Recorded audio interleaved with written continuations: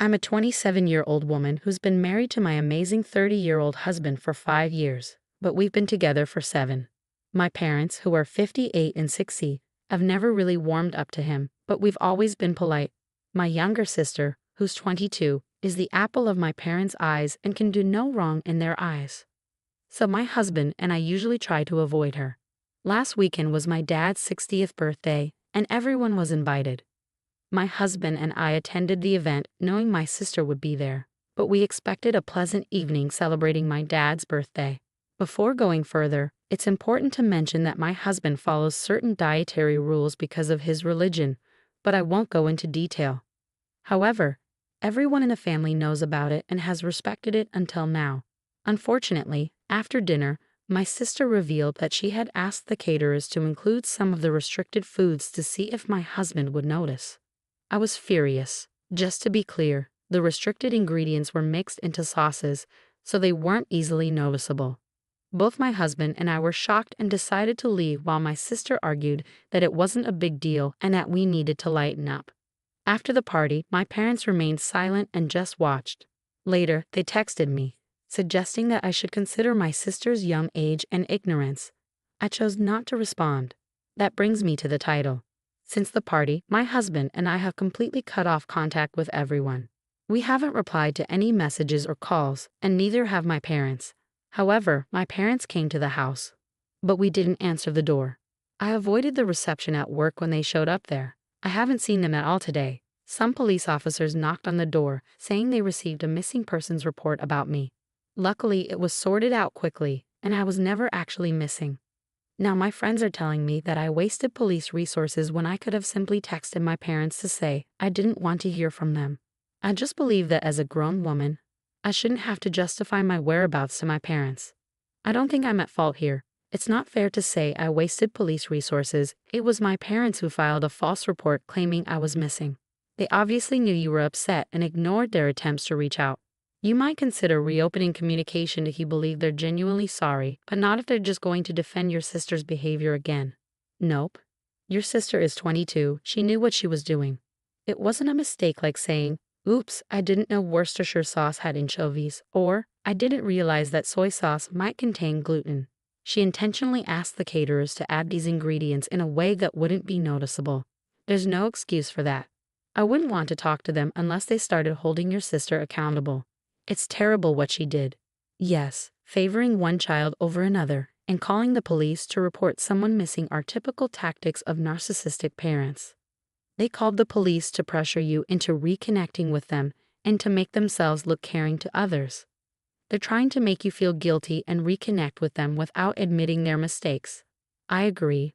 Reporting you as missing was just a way for them to assert control. They knew you weren't missing. They were just upset that you weren't responding. They're aware that you've cut off contact because of your sister's actions. They were trying to provoke a reaction from you. You didn't go down to reception at work, so your employer wouldn't have reported you missing or done anything to validate their report. Regarding the neighbor situation, a new resident moved in above me about a month ago. Before she moved in, the building renovated her unit, so she has hardwood floors everywhere except the bedroom. My unit and others like mine haven't been renovated, so we have carpeted floors. Everything was fine until she started vacuuming her floors every week, even the hardwood ones. This can last for about half an hour. The problem is that I work from home, and she vacuums during the day when I'm in meetings. It's really tough for me to focus on my meetings when this happens. Eventually, I went up to her apartment, knocked on her door, and explained the situation. She was understanding and asked when would be a better time for her to vacuum so it doesn't bother me. I questioned why she needed to vacuum the hardwood floors instead of just sweeping or using a Swiffer. She mentioned having a cat, so she vacuums and uses a Swiffer to ensure she gets all the hair up. I suggested she consider sweeping and Swiffering instead of vacuuming. She said that wasn't feasible but promised to try vacuuming during non-work hours. I also asked her to avoid vacuuming too late in the day. After our conversation, she simply closed the door, which made me wonder if I was being unreasonable. However, I need to be able to focus on my work. Am I in the wrong here? You might be. She has the right to vacuum whenever she needs to. And she was polite and flexible in discussing timing with you. Consider investing in noise-canceling headphones for your meetings and try not to inconvenience others. It seems a bit entitled to demand that your neighbor doesn't vacuum during the day. Your neighbor was willing to find a fair solution by vacuuming at a time that suited you. You don't have the right to dictate how someone cleans their own place. Sorry, but many people vacuum hardwood floors. She agreed not to do it while you're working, and you also requested that it not be too late. Come on, once a week for 30 minutes is reasonable. If you can't focus for 30 minutes, that's your issue. If I were in your shoes, I might just vacuum my floors for an hour every workday out of spite. My wife and I have 8 kids between us. And this story mainly revolves around our young teen Gina. Recently, Gina expressed her desire to become vegan. We agreed to cover the grocery bills, but she'll need to plan and cook her own meals. We won't rely on frozen foods or takeout, ensuring our meals remain healthy. Initially, Gina wasn't thrilled. She suggested minor changes to accommodate her, like using vegan pasta and cooking meatballs separately. However, we declined, as we're not willing to alter our diet because of her choice to go vegan. She agreed and went to her room. Later, she began sending my wife and me links to expensive cookware sets, one costing $800, along with plates, cups, bowls for $200, and her own utensils. When I asked why she was sending them, she claimed she needed new cookware and tableware because ours were contaminated. I assured her ours were fine and suggested she use her allowance or start babysitting to buy her own. Later that day, one of my sons called to inform me that Gina was telling him and their siblings to remove all their snacks from the fridge in the game room. The game room has a small kitchen because Gina needs it for her vegan food. When I confronted her about this, she argued that her vegan items couldn't be stored with our food and suggested taking over the game room kitchenette as a compromise. Fed up with her demands, I told Gina I was done with her vegan demands and that she couldn't maintain a vegan lifestyle while living in our house. She reacted with a tantrum, believing I was being harsh, and has barely spoken to me since. I wanted to know if I was in the wrong. Edit, she compares it to our rule against seafood due to our child's severe allergy or making special meals for our oldest due to their autoimmune condition. Gina can eat whatever she wants, and we're happy to accommodate her. I'm not the one at fault here, but this situation is more complex than just being about veganism. Having a daughter at this age means she may feel like she has no control over her life and is trying to assert herself. However, let's be honest, teenage girls can be quite emotional. It's challenging enough with 8 kids, let alone half that number. With so many children, some might feel overlooked. Additionally, considering we have one child with a shellfish allergy and another with severe medical issues requiring dietary restrictions, our family's food choices are already influenced by health concerns. I wonder if Gina's veganism is a plea for attention and understanding she feels she lacks. I see it as a cry for help. It seems like a cry for attention. Asking for expensive cookware may be a way for the parents to demonstrate they're willing to invest in her.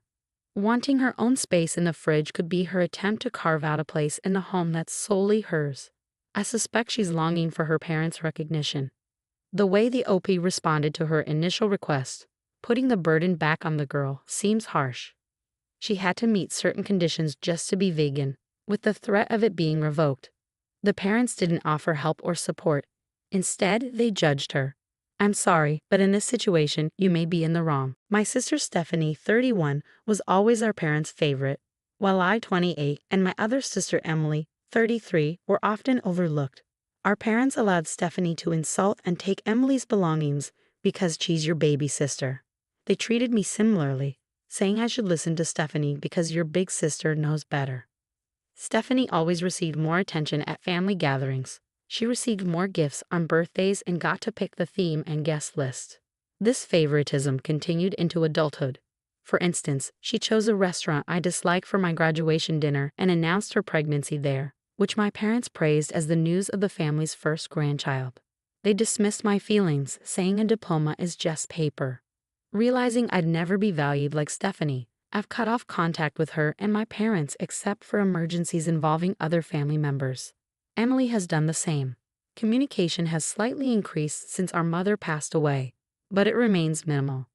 I'm preparing for my wedding, and my father contacted me about him and Stephanie arriving early because he assumed he would walk me down the aisle, with Stephanie serving as an honorary lead bridesmaid.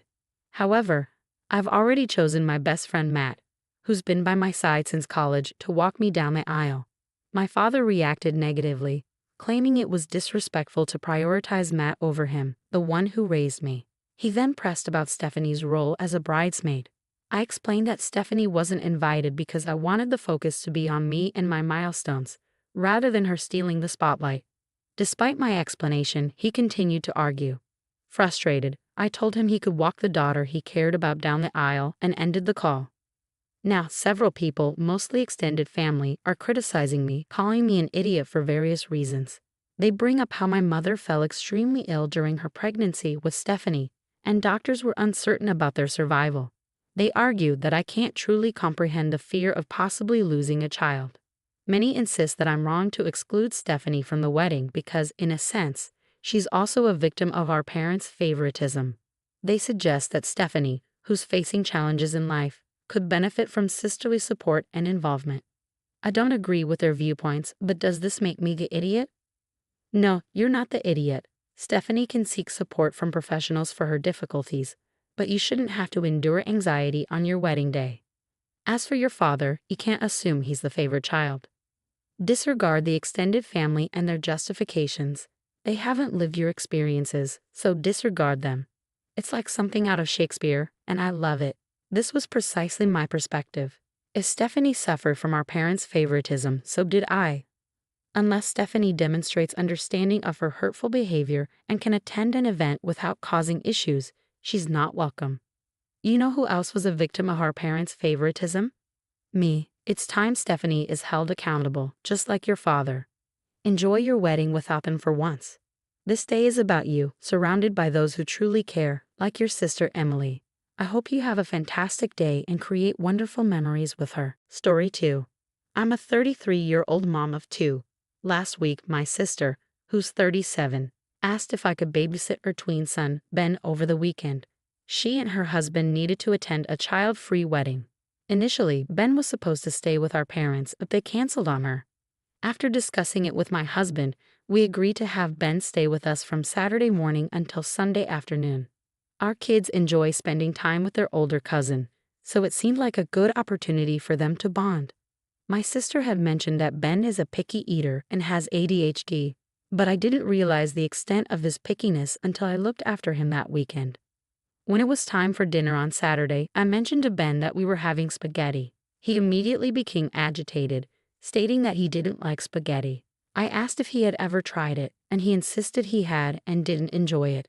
While preparing the meal, I suggested he try plain spaghetti or just the sauce separately, thinking it might help change his mind. However, he adamantly refused and began raising his voice. I must admit, I haven't encountered significant issues with picky eating in my own children, who are both neurotypical, so I felt somewhat out of my depth. To make matters more challenging, Ben began insisting on having chicken nuggets for dinner, which upset my kids, as they also started requesting the same.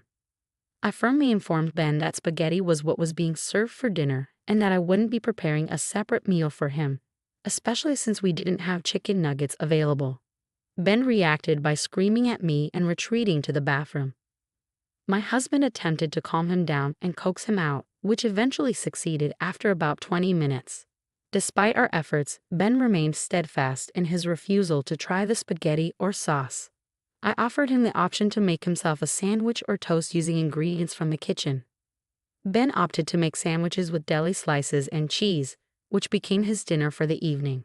When my sister came to pick up Ben the next day, I pulled her aside and shared what had happened. She was visibly upset and criticized my handling of the situation. She explained that Ben's safe food options for dinner are chicken nuggets, plain ramen noodles, and mashed potatoes, emphasizing that he wouldn't eat anything else. I countered by saying she never informed me about his dietary restrictions. She argued that Ben is old enough to express his preferences and that I should have accommodated his request for a separate meal. She deemed it cruel to deny him his safe foods and accused me of not properly feeding him. You're not in the wrong. Your sister should have either provided Ben with his own dinner or informed you about his dietary needs so you could plan accordingly. It's unfair of her to criticize you for her failure to communicate effectively. I understand your situation.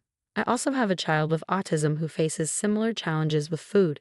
My husband and I typically handle our nephew's meals by either providing him with a list of options or the food itself when he's not with us. If he chooses to eat, that's great. If not, it's not a big surprise, and we make him something when we return home. It seems you're being unfairly criticized here. You're not an idiot because in the end, you didn't force a neurodivergent child to cook for himself. Rather, you attempted to respect his preferences and needs. As a parent, it's understandable that you would inquire about any food preferences or allergies when caring for someone else's child. While your sister may not have informed you about her son's dietary requirements, it's clear you were aware of his picky eating habits. Despite this, you tried to encourage him to try something he didn't want, leading to a distressing situation. However, your sister also shares responsibility here. She should have communicated her son's safe foods and dietary needs in advance and could have offered to contribute to his meals. Ultimately, both parties could have handled the situation better.